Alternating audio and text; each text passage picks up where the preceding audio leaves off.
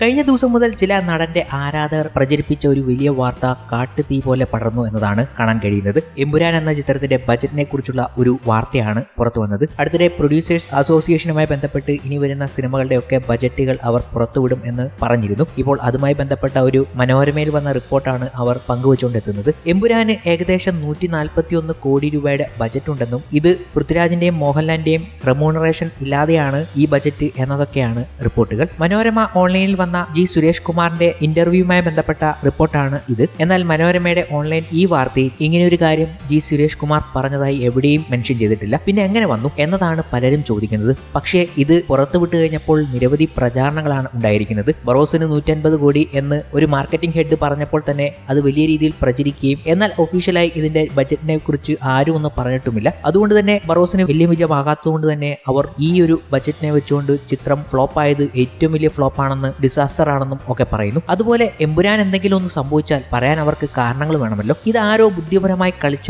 ഒരു കളി തന്നെയാണ്. ഇങ്ങനൊരു കാര്യം മനോരമയുടെ സൈറ്റിൽ വ്യക്തമല്ല എന്നത് നിങ്ങൾക്കും വായിച്ചാൽ കാണാവുന്നതാണ്. എന്നാൽ ഇന്നലെ മുതൽ ഇത് വലിയ പ്രചാരണമായിരുന്നു. അതാരാണ് പ്രചരിപ്പിച്ചതെന്ന് വ്യക്തവുമാകും. എന്നാൽ മോഹൻലാൽ ആരാധകരോ മറ്റ് പ്രേക്ഷകരോ ഇതിന് മറുപടിയുമൊന്നും പറഞ്ഞ് എത്തിയില്ല എന്നതും കൗതുകമാണ്. ഇതൊന്നും അവർ മൈൻഡ് ചെയ്യുന്നതേ ഇല്ല. എന്നാൽ ജി സുരേഷ് കുമാർ ഒരു കാര്യം എടുത്തു പറയുന്നുണ്ട്. മലയാള സിനിമയിൽ കുറച്ചു പേരുണ്ട്, ആന്റണി, ആന്റോ ജോസഫ്, ഗോകുലം ഗോപാലൻ, ഡിസ്റ്റിൻ സ്റ്റീഫൻ തുടങ്ങിയവർ. ഇവരൊക്കെ എങ്ങനെയോ മാനേജ് ചെയ്ത് പോകുന്നു. ആന്റോ ഇപ്പോൾ ഒരു പടം എടുക്കുന്നുണ്ട്. അതിൽ മോഹൻലാൽ, മമ്മൂട്ടി, ഫഹദ് ഫാസിൽ, നയൻതാര, കുഞ്ചാക്കോ വൻ ഒക്കെ ഉണ്ട്. 100 കോടിയിൽ പടം തീരുമെന്ന് പറയുന്നു. അതെങ്ങനെയാണെന്ന് എനിക്കറിയില്ല. ഇവരുടെ ശമ്പളം തന്നെ ഇതിൽ നിൽക്കുമോ എനിക്ക് മനസ്സിലാകുന്നില്ല എന്നതായിരുന്നു ജി സുരേഷ് കുമാറിന്റെ വാക്കുകൾ. എന്നാൽ തുടരുമെന്ന സിനിമയെക്കുറിച്ചുള്ള വിവാദങ്ങൾ അവസാനിപ്പിച്ചുകൊണ്ടാണ് അദ്ദേഹം ചില കാര്യങ്ങൾ പറഞ്ഞത്. OTT ബിസിനസ് കൂടി നോക്കിയിട്ടാണ് ഇപ്പോൾ തിയേറ്റർ റിലീസ് ഡേറ്റ് തീരുമാനിക്കുന്നത്. അടുത്തിടെ തുടരുമെന്ന സിനിമയുടെ കാര്യത്തിൽ അങ്ങനെ വന്നിരുന്നു. തുടരും സിനിമയുടെ പ്രൊഡ്യൂസർ രഞ്ജിത്താണ്. രഞ്ജിത്ത് ഹോട്ട്സ്റ്റാറിൽ വെബ് സീരീസും സീരിയലും ഒക്കെ ചെയ്യുന്ന ആളാണ്. അതുകൊണ്ടാണ് ആ പടം ഹോട്ട്സ്റ്റാർ എടുത്തത്. പക്ഷേ 3 മാസം കഴിഞ്ഞാൽ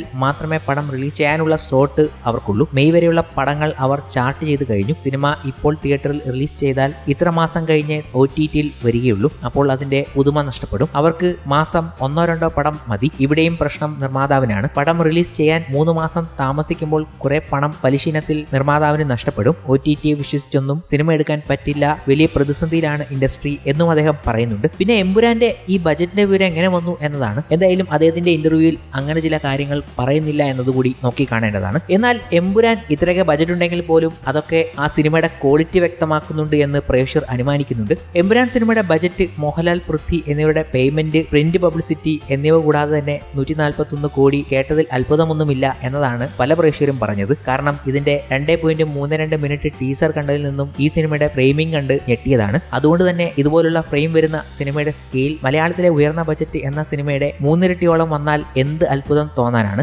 L2E ഷൂട്ടിംഗ് തുടങ്ങിയ സമയത്ത് ബജറ്റിനെ പറ്റി കേട്ടത് ലൂസിഫറിന്റെ ടോട്ടൽ ബജറ്റാണ് L2യിൽ മോഹൻലാലിന്റെ 4-3 സീനുകൾക്ക് വേണ്ടി രാജുവും ഗോപിയും കൂടെ ഡിമാൻഡ് ചെയ്തത് എന്നായിരുന്നു. അന്നും കേട്ടപ്പോൾ നെറ്റി ചുളിച്ചു. എങ്കിലും ടീസർ കണ്ടപ്പോൾ മുതൽ ഏതാണ്ട് ബോധ്യമായി എന്ന് പ്രേക്ഷകർ പറയുകയാണ്. ഇതൊക്കെ തിരിച്ചു പിടിക്കാൻ മോഹൻലാൽ ആരാധകർ മുന്നിൽ തന്നെ ഉണ്ടല്ലോ. അതിന്റെ വിവരങ്ങളും തൊട്ടു പിന്നാലെ വരുന്നുണ്ട്. പൃഥ്വിരാജ് സുകുമാരൻ തന്റെ ആദ്യ സംവിധാന സംരംഭമായ ലൂസിഫർ എടുത്തത് അന്നത്തെ മലയാള സിനിമയുടെ തന്നെ ഏറ്റവും ഭീകരമായ ബജറ്റിലാണ്. ഇന്ന് ഇൻഡസ്ട്രി ഇത്രയും എക്സ്പാൻഡ് ചെയ്തിട്ടും ലൂസിഫറിന്റെ ബജറ്റ് പോലും ഇറക്കാൻ ഇപ്പോഴും പ്രൊഡ്യൂസേഴ്സ് ഭയപ്പെടുന്നു. ഇപ്പോൾ 2019 ഇത്രയും റിസ്ക് എടുക്കുകയും ആദ്യം സിനിമ തന്നെ 100 കോടി കയറ്റുകയും ചെയ്ത പൃഥ്വിരാജിന് എമ്പുരാന്റെ ബജറ്റിനെ കുറിച്ചും ഇൻഡസ്ട്രിയുടെ കേപ്പബിലിറ്റിയെ കുറിച്ചും വ്യക്തമായ ധാരണയുണ്ട്. അതുകൊണ്ട് പറഞ്ഞു വന്നത് എമ്പുരാന്റെ ബജറ്റ് എത്രയാണെന്ന് അറിയില്ല. പക്ഷേ ബജറ്റ് പെരുപ്പിച്ച് കാണിച്ച് ഊതി ഉറപ്പിച്ച ബലൂൺ പോലെ സിനിമകൾ ഇറക്കുന്ന ഇൻഡസ്ട്രിയിൽ ഇറക്കിയ പൈസയ്ക്ക് ഇങ്ങനെ ഗ്രാൻഡായ ഒരു പടം ഇറക്കാം എന്ന് പൃഥ്വി കാണിച്ച് തന്നിരിക്കും. അതുകൊണ്ട് തന്നെ വെയിറ്റ് ചെയ്യാം ഹോളിവുഡിലെ ബിഗ്ഗസ്റ്റ് മോഷൻ പിക്ചറായ എമ്പുരാന് വേണ്ടി.